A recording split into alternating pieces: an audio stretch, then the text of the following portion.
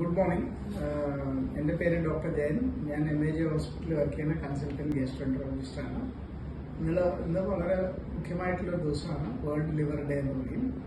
നിങ്ങൾക്ക് എല്ലാവർക്കും അറിയാമല്ലോ, ഇന്നത്തെ കാലത്ത് അനവധി ആൾക്കാർ ഞങ്ങളുടെ അടുത്ത് അൾട്രാസൗണ്ടൊക്കെ ആയിട്ട് വരും. അൾട്രാസൗണ്ടിൽ യാദൃശ്ചികമായിട്ട് ഫാറ്റി ലിവർ എന്നൊക്കെ എത്തിയിട്ടുണ്ടാവും. അതിനെപ്പറ്റി കുറേ കൺഫ്യൂഷനൊക്കെ ആൾക്കാർക്കുള്ളതാണ്. സിമ്പിളായിട്ട് പറയുകയാണെങ്കിൽ ഈ ഫാറ്റി ലിവർ എന്ന് പറയുന്നത് ഒരു മെഡിക്കൽ കണ്ടീഷനാണ്. ചില പ്രത്യേക അസുഖങ്ങൾ കാരണം കരളിന്റെ മാംസത്തിൽ എണ്ണ കെട്ടുക, അതിനുശേഷം നീർക്കെട്ടുണ്ടാവുക, വേണ്ട രീതിയിൽ അതിന്റെ ചികിത്സ കിട്ടാതെ പോകുമ്പോൾ ഈ നീർക്കെട്ട് കാരണം കാലതാമസം കൊണ്ട് കരള് ചുരുങ്ങിപ്പോവുക. അതിനാണ് നമ്മൾ ലിവർ സിറോസിസ് എന്ന് പറയുന്നത്. അപ്പോൾ എൻ്റെ ഒരു നിഗമനത്തിൽ ഫാറ്റി ലിവർ സ്റ്റേജിൽ തന്നെ അതിന്റെ പുറകെ പ്രവർത്തിക്കുന്ന കാരണങ്ങൾ, ഉദാഹരണം മദ്യം കഴിച്ചിട്ടാണെങ്കിൽ മദ്യം ഒഴിവാക്കാൻ പറയാം. പ്രമേഹത്തിന്റെ അന്തരീക്ഷത്തിൽ ഫാറ്റി ലിവർ വരികയാണെങ്കിൽ പ്രമേഹം നേരെ ചികിത്സിച്ച് അതിനെ നിയന്ത്രണത്തിൽ വയ്ക്കുക. അണുക്കൾ ബാധിച്ച ലിവർ ആണെങ്കിൽ അതിനെ ചികിത്സിക്കുക.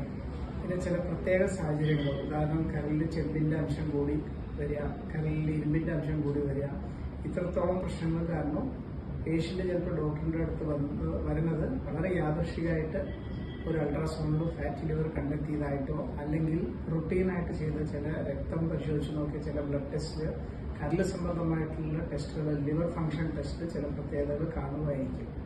എൻ്റെ ഒരു നിഗമനത്തിൽ താങ്കൾ എക്സ്പേർട്ടായിട്ടുള്ള ഒരു ഡോക്ടറിനെ കൺസൾട്ട് ചെയ്ത് വേണ്ട രീതിയിൽ ഇത്രത്തോളം പ്രശ്നങ്ങൾക്ക് ന്യായമായിട്ടുള്ള രീതിയിൽ ചികിത്സയൊക്കെ എടുക്കുകയാണെങ്കിൽ ഈ കരൾ ഫാറ്റി ലിവർ സ്റ്റേജിൽ കിടക്കുന്ന കരളിനെ നമുക്ക് നോർമലിലോട്ട് വരുത്താൻ എല്ലാ ശ്രമവും നടത്താം.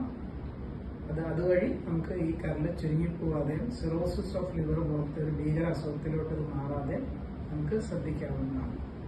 അപ്പൊ എല്ലാവരും അവരവരുടെ രീതിയിൽ ജാഗ്രതകൾ എടുക്കുക. ഭക്ഷണത്തിലുള്ള നിയന്ത്രണങ്ങൾ, ലഹരി പദാർത്ഥങ്ങൾ ഒഴിവാക്കുന്നത്, പ്രമേഹമുള്ള ആൾക്കാർ പ്രമേഹം നിയന്ത്രിച്ച് ഡോക്ടറുടെ സഹായത്തോടെ നിയന്ത്രിച്ച് കൊണ്ടെടുക്കുക, റെഗുലറായിട്ട് വ്യായാമം ചെയ്യുക, ഭക്ഷണക്രമം പാലിക്കുക, റെഗുലർ ചെക്കപ്പിന് ഡോക്ടറെ കൺസൾട്ട് ചെയ്യുക. ഇത്രത്തോളം വഴികളിൽ കൂടെ, ജാഗ്രതകളിൽ കൂടെ നമുക്ക് നമ്മുടെ ശരീരത്തിൽ വളരെ വിലപ്പെട്ട ഒരു ഗ്രന്ഥി കരള്, പല പല പ്രവർത്തനങ്ങളും നമുക്ക് വേണ്ടി ചെയ്യേണ്ട കരളിനെ നമുക്ക് സംരക്ഷിച്ച് എടുക്കാവുന്നതാണ്. Thank you.